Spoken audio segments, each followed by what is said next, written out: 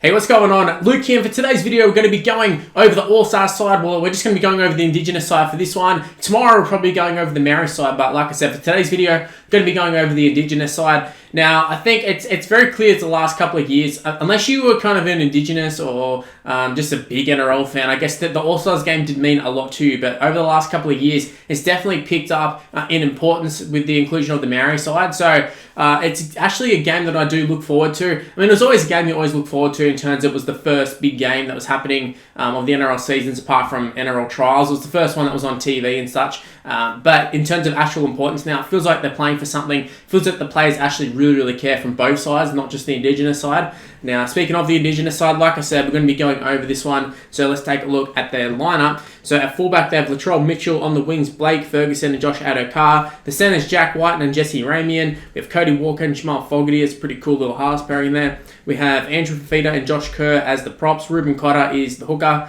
Dave Fafita, Wade Graham, Tyrone Peachy round out the back row, and the bench. It's a very long bench, but they always do this. It is Alex Johnson, Jermaine Tuano, something like that. We have Cade Cast, Chris Smith, Toro Fuamiono, Josh Curran, and Brian Kelly. The coach is Laurie Daly. So just looking at that side, I feel like it does always happen. It's just how it happens for some reason.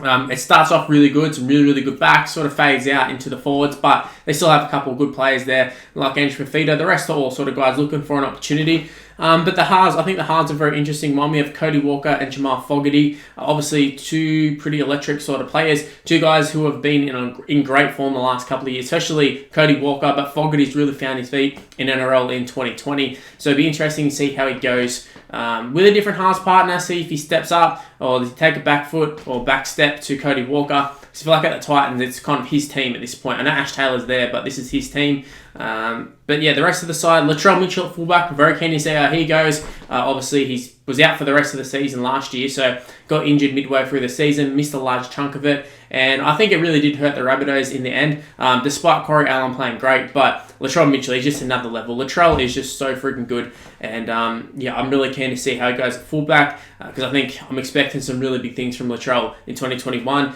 The wingers, you got Ferguson, you got Addo-Carr, the former New South Wales pairing. Got Addo-Carr still there, but Ferguson's dropped off the last couple of years. Well, last year pretty much was actually what it was. I mean, previous years he was really good. Just last year, he just couldn't find the try line. It wasn't even like he was playing super bad elsewhere. Still making the meters and that. But yeah, just the tries weren't coming. But I mean, I think it was the Indigenous game that he did the backflip as well. So they're two guys who will definitely step up for this occasion. I think they'll play really well in this game. You got your centers, Ramian and Whiten. Jack Whiten once again finds himself in the centers, pretty much just to get Fogarty in, I guess. And there was probably lack of centers, I'm guessing, if Jack Whiten's ended up there.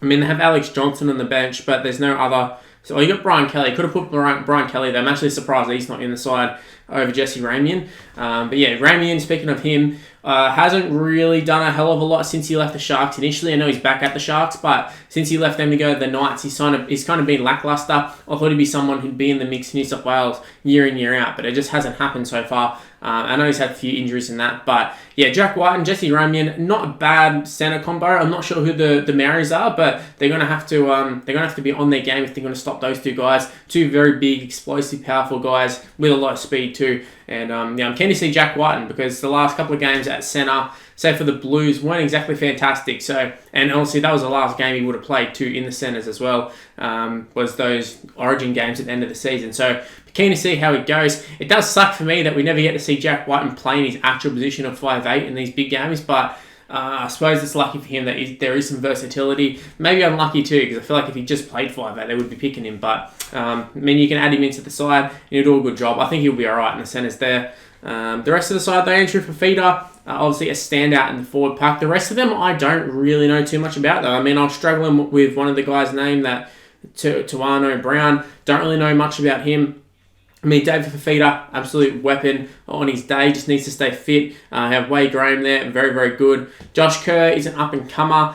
He's been doing some good things at the Dragons, but I still wouldn't say he's like a superstar, though he was in the Queensland squad, I'm pretty sure. But yeah, he's a pretty solid prop there. The hooker, though, I really don't know anything about him. Ruben Cotter, haven't really heard a great deal about him. Haven't really heard the name maybe once or twice. But yeah, the rest of the side, Chris Smith's there, kind of like a fringe player. Kate Cuss, another one. Fuimeone, another one for the Dragons. Josh Curran, I've heard the name, but I couldn't tell you who he played for. And Brian Kelly's an obvious start on the bench there, as well as Alex Johnston.